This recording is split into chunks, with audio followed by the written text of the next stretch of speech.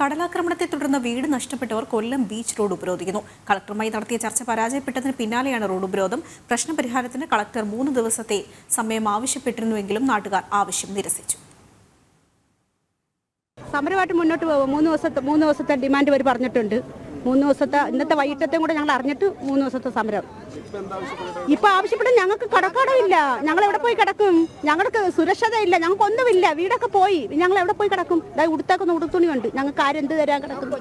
കൊച്ചുമക്കളും വയസ്സ് എന്ന അമ്മമാരെയൊക്കെ അവിടെ സൈഡിൽ ഇരുത്തിയേക്കുവാ. ഞങ്ങൾ എവിടെ പോയി കിടക്കും?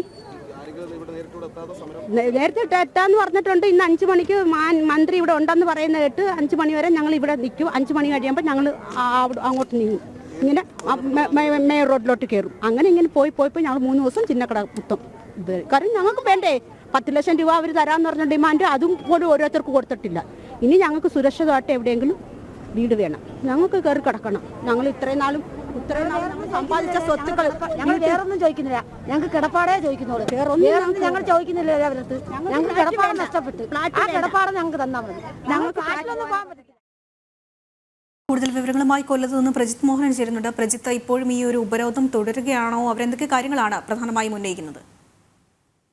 അതിന് കഴിഞ്ഞ ദിവസം ഈ കടലാക്രമണത്തിൽ വീട് നഷ്ടമായ കൊല്ലം മുണ്ടക്കൽ തീരത്തുള്ള കുടുംബങ്ങളാണ് ഇപ്പോൾ ഈ ബീച്ചിനടുത്തുള്ള ഇരവിപുരം വർക്കല റോഡ് ഉപരോധിക്കുന്നത്. ആദ്യഘട്ടത്തിൽ അവർ ബീച്ച് വശത്തെ എല്ലാ റോഡുകളും ഉപരോധിച്ചിരുന്നു. എന്നാൽ പിന്നീട് പോലീസിന്റെ അഭ്യർത്ഥനയെ തുടർന്ന് കാരണം കളക്ടർ നേരിട്ടെത്താം എന്ന ഒരു ഉറപ്പ് നൽകിയതിനെ തുടർന്ന് അവർ ഒരു ഭാഗം മാത്രമായി ഉപരോധിക്കുകയാണ്. എന്തായാലും ഇപ്പോഴും ഉപരോധം തുടർന്നുകൊണ്ടിരിക്കുകയാണ്. അധികൃതർ നേരിട്ടെത്തി തങ്ങളുടെ ആവശ്യങ്ങൾക്ക് ഒരു കൃത്യമായ ഉറപ്പ്, അത് എത്ര ദിവസങ്ങളിൽ പാലിക്കപ്പെടും തുടങ്ങിയിട്ടുള്ള കാര്യങ്ങളിൽ കൃത്യമായി ഉറപ്പ് നൽകാതെ ഈ സമരവുമായി പിന്നോട്ട് പോകില്ല എന്നുള്ളതാണ് സമരക്കാർ പറയുന്നത്.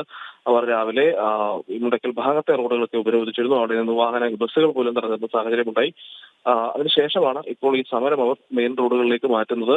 പക്ഷേ അടിയന്തരമായ തീരുമാനങ്ങൾ, പ്രത്യേകിച്ച് നഷ്ടപരിഹാരത്തിന്റെ അടക്കമുള്ള കാര്യത്തിൽ അടിയന്തരമായ ഒരു ഉറപ്പുകൾ കിട്ടാതെ വരുന്ന സാഹചര്യം ഉണ്ടാകുകയാണെങ്കിൽ നഗരത്തിന്റെ കൂടുതൽ പ്രധാനപ്പെട്ട ഭാഗങ്ങളിലേക്ക് തങ്ങളുടെ ഉപരോധ സമരം മാറ്റുമെന്നും ഈ മത്സ്യത്തൊഴിലാളികൾ പറയുന്നുണ്ട്. കുട്ടികളും സ്ത്രീകളും പ്രായമായവരും ഒക്കെയുള്ള ഒരു 100ഓളം പേരാണ് ഇത്തരത്തിലുള്ള ഈ ഉപരോധവുമായി മുന്നോട്ട് പോകുന്നത്. അതെ, ശരി. കടലാക്രമണത്തെ തുടർന്ന് വീട് നഷ്ടപ്പെട്ടവർ കൊല്ലം ബീച്ച് റോഡ് ഇപ്പോഴും ഉപരോധിക്കുകയാണ്. കളക്ടറുമായി നടത്തിയ ചർച്ച പരാജയപ്പെട്ടതിന് പിന്നാലെയാണ് റോഡ് ഉപരോധം. പ്രശ്നപരിഹാരത്തിന് കളക്ടർ 3 ദിവസത്തെ സമയം ആവശ്യപ്പെട്ടിരുന്നുവെങ്കിലും നാട്ടുകാർ ആവശ്യം നിരസിക്കുകയായിരുന്നു. വിവരങ്ങൾ നൽകുകയായിരുന്നു കൊല്ലത്ത് നിന്നും പ്രജിത് മോഹനൻ.